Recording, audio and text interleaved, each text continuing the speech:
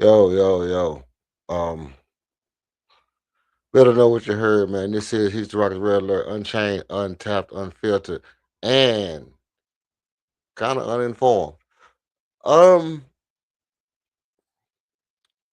Look, we're gonna get into the pregame show and all this, and all that. But I wanted to come on early so I could something I wanted to talk about. So obviously it's about the Kevin Durant, passing Michael Jordan. But so I'm sitting there and I'm thinking, I wonder how many Rocket fans like myself in that draft was watching that draft thinking, man, I wish we can get Kevin Durant, right? I was obviously there chilling with my pops, and the whole time in my mind, I'm saying, hey, man, I wish the Rockets could move up and get Kevin Durant. And it's crazy because I remember, again, I always talk about when James Harden was here in Houston and Kevin Durant went to Brooklyn. I was thinking about, man, we finna get Kevin Durant after wanting to draft him and all this and that.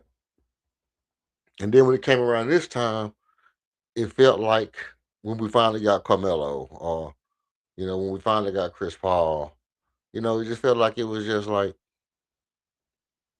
you know, it's cool, it's cool. I'm glad we got him, you know, but but you know, watching him do the things he's doing in the Houston Rockets jersey, it don't change, you know, our history, so to speak, as Rockets, Houston Rockets fans or whatever. It don't really change our history. Probably the could have beens, and if we'd have kept these guys or we'd have got this particular guy or whatever the case may be, it don't really change that. But it's like what it does do is it keeps alive a little bit of the magic of what we, you know, live through as Rockets fans. Growing up watching them with the Sleepy Floyd days, and you're watching them in the early Kenny Smith just coming over, you know, getting Vernon Maxwell, so you watch these certain things. Oh man, we're gonna get Tracy McGrady, and then we get him. You know what I mean? And then he, had great games, and then backs and all this and that stuff. So it's this whole like line of being a Houston Rockets fan, and I could be wrong, but I think we end up getting Carl Landry the year that Kevin Durant came out. And I remember being there, and I'm like, man, we can't trade our pick and trade some of these players and move up and get Kevin Durant. But I said I had to say this: I wasn't blown away when we got him. I was glad we got him, but I wasn't blown away. But to be, you know, a witness, to be able to witness a Houston Rocket pass Michael Jordan and actually be known as another one of the all-time great scorers, wearing a Rockets jersey, you know, I was glad to be there. I was glad to be watching it. It's moments in the game where time don't pass. You know, it kind of it kind of flipped into something totally different, right? And so Saturday night it wasn't like just any other game or any other Kevin Durant wearing a Houston Rockets jersey surpassing Michael Jordan. No disrespect to Michael Jordan. It's not like I'm saying Kevin Durant is better than Michael Jordan, none of that. But I'm saying because of being able to be a fan of the game and enjoy it, you kind of you kind of figure out certain things about the game. You know, greatness don't stay the same. The requisites for greatness don't stay the same. The people who want to be great, they don't stay the same. But basketball keep growing. You know, the standard for greatness keep growing, and the people who strive for greatness keep growing. It's being a fan and witnessing a great player strive for greatness wearing the Houston Rockets uniform. You know, I don't I can't be a part of the basketball is dying, basketball is dead group, because even though we got the rig stuff and the betting going crazy, you can't keep up with who's supposed to do what it is. It always seems like something don't make sense, but you still get to witness great things happen, um, and see how people strive to be better. Keep rewriting history. Keep trying to be untouchable. Keep trying to reach new heights. I grew up, you know, being a large one fan and watching Jordan and this and that. It's still good to see that the Rockets is evolving and being able to put out a good product, you know. Um, and shout outs to KD, man, for what he did. We're gonna get right into the pregame show and this, that, and the third. And I just wanted to talk about that overall because you really think about it. If 500 more games, LeBron has played 500 more games than Kevin Durant. You know, if Kevin Durant played 500 more games, which is a lot of games, mind you, you know, would he pass LeBron James? It wouldn't take 500 games. It would take like 300 games. So maybe like 3 years. LeBron was to retire now, and Kevin Durant played 3 years. He probably would pass LeBron. That's a that's what I was thinking about. Like Kevin Durant probably still could pass LeBron if LeBron retired and he played for another 3 or 4 years. He scored over 1,000 points, and he's. I mean,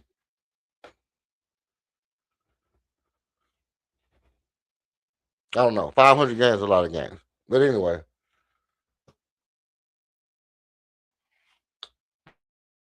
this is the I don't know. Just let's get directly into the game for the night. The Rockets do play the Chicago Bulls. I actually thought KD was going to not score the 25 and score the rest of it in Chicago. I was glad that he went ahead and got it in the game that we needed in Miami. Just goes to show, playing the game the right way, because he could have did it for history and did it in Chicago. You know what I'm saying? He could have did that and we could have lost the game. But he sacrificed that moment for the team. That's another thing I want to point out if I didn't get to point it out. Um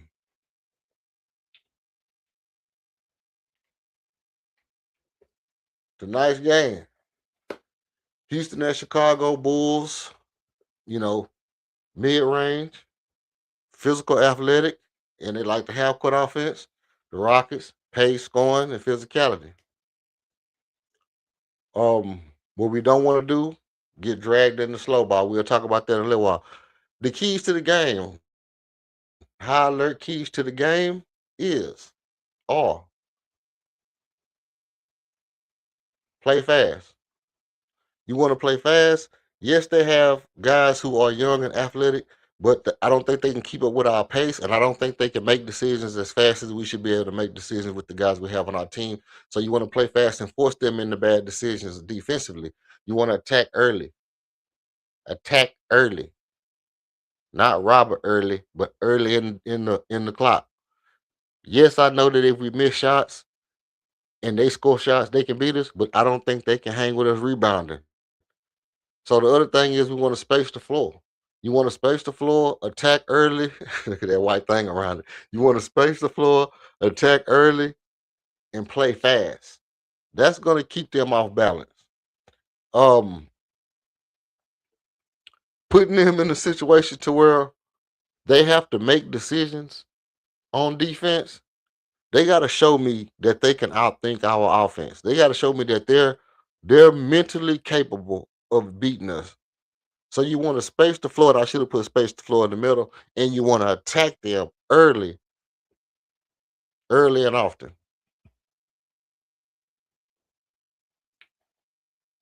Now they are a young team, so they can't get busy if you let them.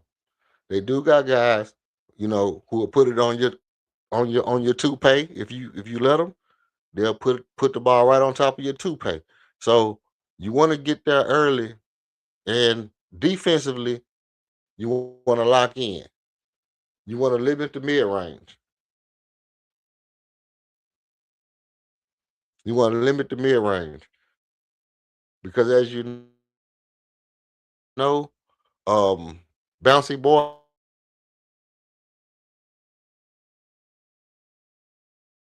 they'll get in that mid range and they'll drop you off, or they'll get in the and mid range often. So you want to limit that. Make them make jump point shooters. When they miss a shot, you cannot let them get offensive rebounds because we're looking to put them in bad conditions.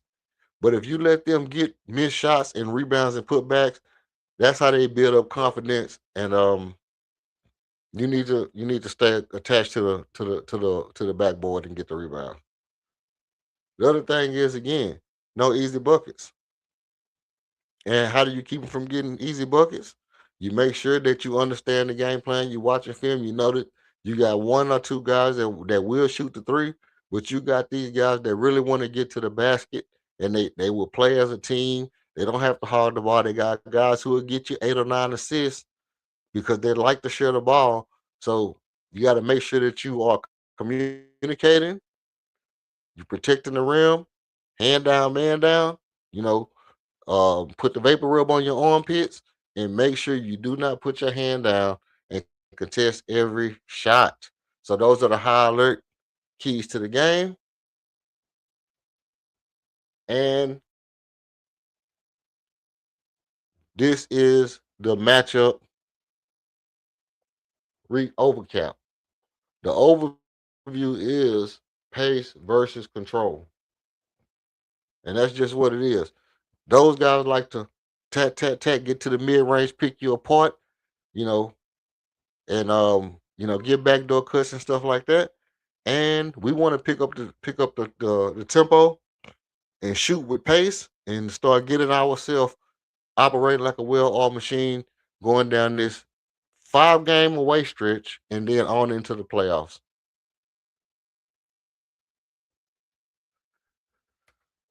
The X factor for tonight's game is Jabbar Smith Jr. And offensively, what Jabbar Smith has to do, Jabbar Smith has to be willing to put the ball on the floor tonight. He has to be willing to put the ball on the floor tonight and take advantage of guys who are lesser defenders. He should have a big night tonight offensively, maybe 20 points, 25 points. Maybe Jabbar has a big night tonight. Defensively,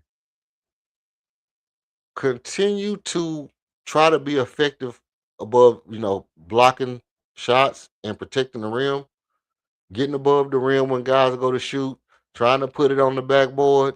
He was aggressive the other night in Miami. He had a couple of goal tens, but we'll take those goal tens. The thing is, don't feel bad about the goal ten.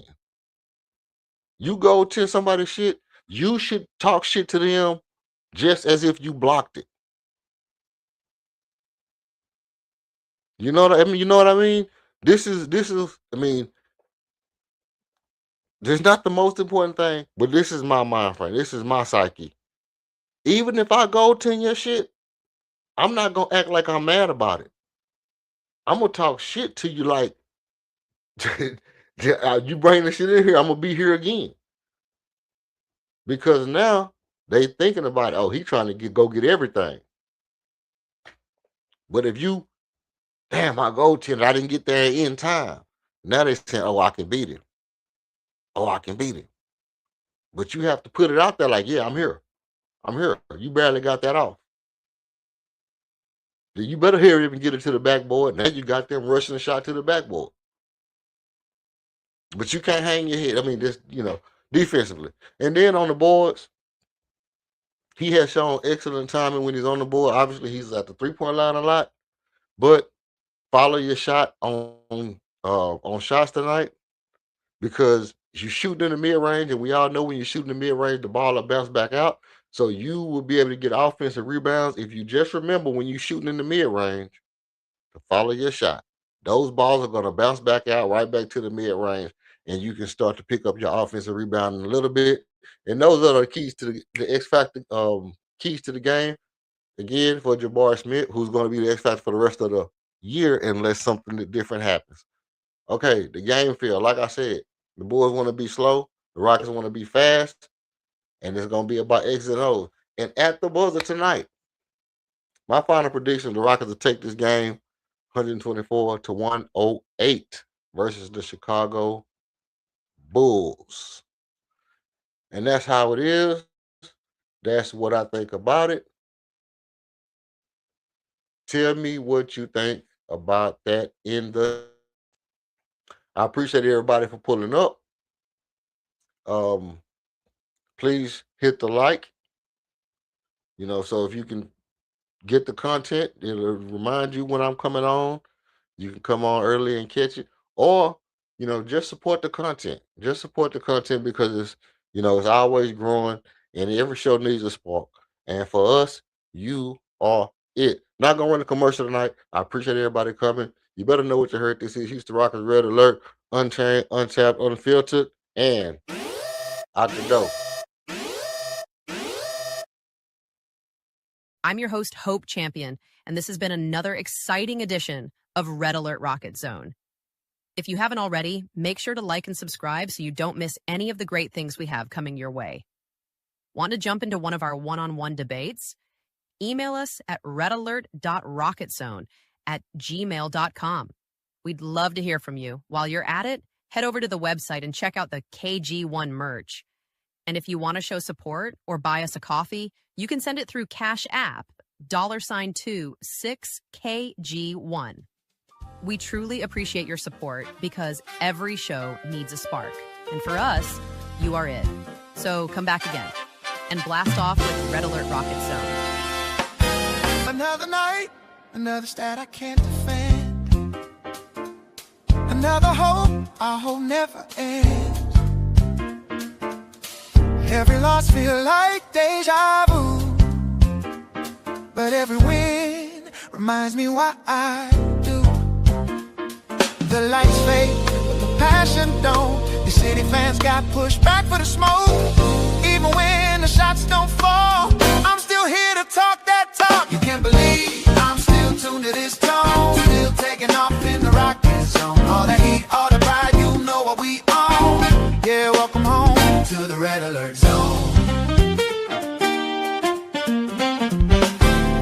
We're gonna break it down like how to break down the zone. He is an alien man, Mike calling on the phone. Every fan's a debater at heart. Every stance to take is part of the art. Oh, they say the data never lies, but numbers can't feel what's on the heart inside. So we clutch city till we die, even if we hold their feet to the fire. Tuned to this tone, taking off in the rocket zone. All the hate, all the pride, you know what we are.